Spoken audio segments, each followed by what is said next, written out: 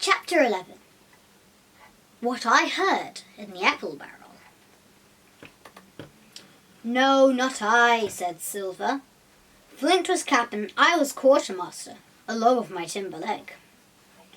The same broadside I lost my leg, old Pew lost his deadlights. It was a master surgeon, him that amputated me, out of college and all, Latin by the bucket, and what not, but he was hanged like a dog, and sun-dry like the rest, at Corso Castle. That was Robert's men, that was, and comed of changing names to their ships, Royal Fortune and so on. Now what a ship was christened, so let us stay, I says.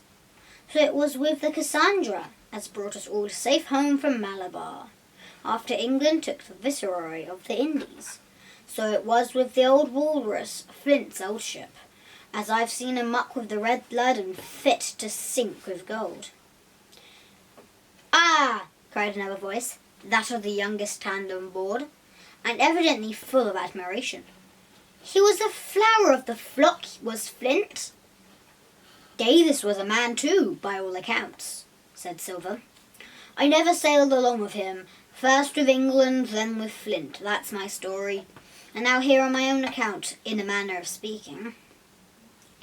I laid by 900 safe from England, and 2,000 after Flint.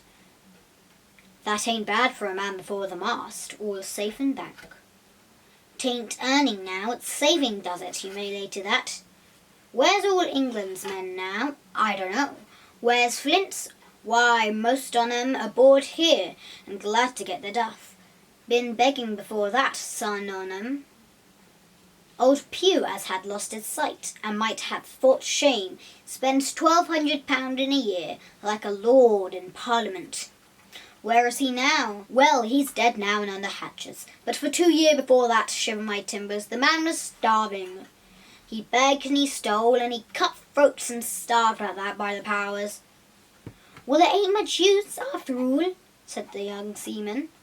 'Tain't much use for fools, you may lay to it, that nor nothing, cried Silver.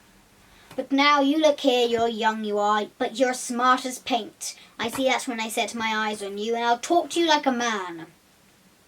You may imagine how I felt when I heard this abominable old rogue addressing another in the very same words of flattery as he had used to myself.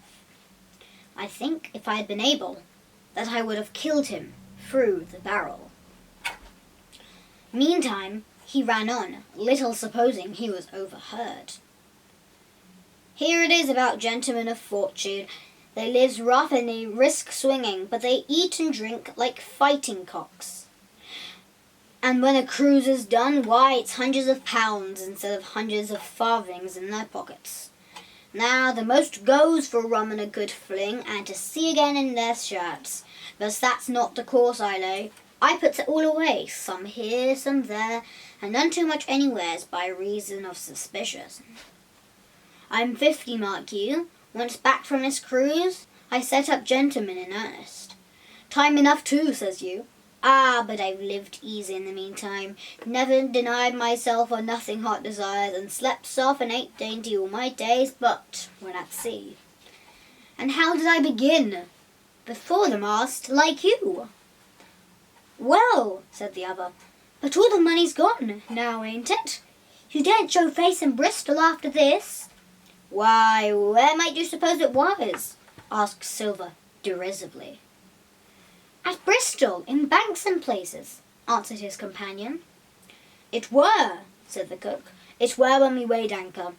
But my old missus has it all by now, and the spyglass is sold, lease and goodwill and rigging, and the old girl's off to meet me.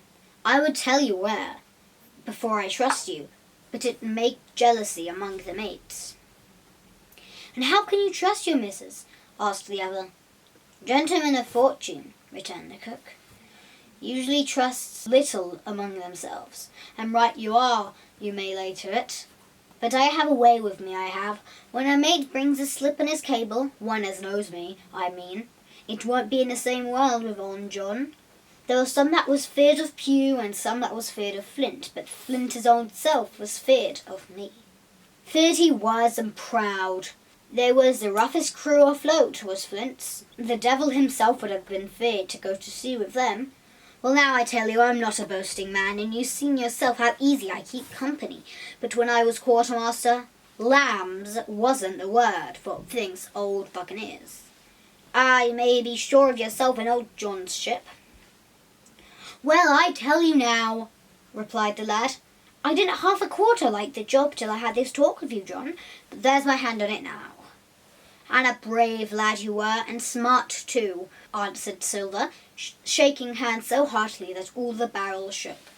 And a finer figurehead for a gentleman of fortune I never clapped my eyes on. By this time I had begun to understand the meaning of their terms. By a gentleman of fortune, they plainly meant neither more nor less than a common pirate, and the little scene that I have overheard was the last act in the corruption of one of the honest hands, perhaps of the last one left aboard. But on this point I was soon to be relieved, for Silver giving a little whistle, a third man strolled up and sat down by the party. Dick's square, said Silver. Oh, I know Dick's is square, returned the voice of the coxswain. Israel Hands. He's no fool, is Dick. And he turned his quid and spat. But look here, he went on. Here's what I want to know, Barbecue. How long are we going to stand off and on like a blessed bumboat? I've had almost enough of Captain Smollett. He's paid me long enough, by thunder. I want to go into that cabin, I do. I want their pickles and wines and that. Israel, said Silver, your head ain't much account, nor ever was. But you're able to hear, I reckon. Leastways your ears is big enough. Now here's what I say. You'll buff forward, and you'll live hard, and you'll speak soft, and you'll keep sober, till I give the word. And you may lay to that, my son. Well, I don't say no, do I? Growled the coxswain. What I say is when. That's what I say. When? By the powers, cried Silver. Well, now, if you want to know, I'll tell you when. The last moment I can manage, and that's when. Here's a first-rate seaman, Captain Smollett, sails a blessed ship for us. Here's the squire and doctor with a map and such. I don't know where it is, do you? No more than do you, says you. Well then, I mean the squire and doctor shall find the stuff and help us to get it aboard, by the powers. Then we'll see. If I was sure of you all, sons of double Dutchmen, I'd have Captain Smollett navigate us halfway back again before I struck. Why, we're all seamen aboard here, I should think, said the lad Dick. We're all forecastle hands, you mean, snapped Silver. We can steer a course, but who's to set one? That's what all you gentlemen split on first and last. If I had my way, I'd have Captain Smollett work us back into the trades at least. Then we'd have no blessed miscalculations and a spoonful of water a day. But you're never happy till you're drunk. Split my sides, I've a sick heart to sail over the likes of you. Easy all along, John, cried Israel. Who's a crossing of you? Why, how many tall ships, think ye now, have I seen laid aboard, and how many brisk lads drying in the sun at Execution Dock, cried Silver, and all for the same hurry and hurry and hurry. You hear me? I've seen a thing or two at sea, I have. If you'd only lay your course at a pint to windward, you would ride in carriages, you would. But not you. I know you. You'll have your mouthful of run tomorrow and go hang. Everybody knowed you were a kind of chaplain, John, but there's others as could hand and steer as well as you, said Israel.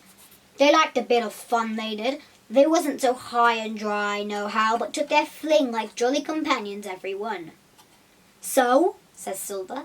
Well, and where are they now? Pew was that sort, and he died a beggarman. Flick was, and he died of rum at Savannah. Ah, they were a sweet crew, they was, only where are they? But, asked Dick, when we do lay 'em afort, what are we to do with them anyhow? There's the man for me, cried the cook admiringly. That's what I call business. Well, what do you think? Put 'em ashore like maroons, that would have been England's way. Or cut 'em down like that much pork, that would have been Flint's, or Billy Bones. Billy was the man for that, said he. Dead men don't bite, says he. Well, he's dead now hisself. He knows the long and short on it now, and if ever a rough hand come to port, it was Billy. Right you are, said Silver. Rough and ready. But mark you here, I'm an easy man. I'm quite the gentleman, says you, but this time it's serious. Duty is duty, mates. I give my vote. Death. When I'm in Parliament and riding in my coach, I don't want none of these sea lawyers in the cabin a coming home, unlooked for like the devil at prayers. Wait is what I say, but when the time comes, why, let her rip. John, cries the coxswain, you're a man. You'll say so, Israel, when you see, said Silver. Only one thing I claim. I claim Trelawney. I'll wring his calf's head off his body with these hands, Dick, he added, breaking off. You just jump up like a sweet lad and get me an apple to wet my pipe like. You may fancy the terror I was in. I should have leaped out and run for it if I had found the strength, but my limbs and heart alike misgave me. I heard Dick began to rise, and then someone seemingly stopped him, and the voice of Hans exclaimed, Oh, stow that! Don't you get sucking of that bilge, John. Let's have a go of the rum. Dick, said Silver, I trust you. I've a gorge and a keg, mind. There's the key. You fill a pannikin and bring it up. Terrified as I was, I could not help thinking to myself that this must have been how Mr. Arrow got the strong waters that destroyed him. Dick was gone but a little while, and during his absence, Israel spoke straight on into the cook's ears. It was but a word or two that I could catch, and yet I gathered some important news, for beside other scraps that tended to the same purpose, this whole clause was audible. Not another man of them, Jine. Hence, there's still faithful men on board. When Dick returned, one after another of the trio took the pannikin and drank, one to luck, another with a here's to old Flint, and Silver himself saying in a kind of song, here's to ourselves and hold your luff, plenty of prizes and plenty of duff. Just then a sort of brightness fell upon me in the barrel, and looking up, I found the moon had risen and was silvering the mizzen-top, and shining white on the luff of the foresail. And almost at the same time, the voice of the lookout shouted, Land ho!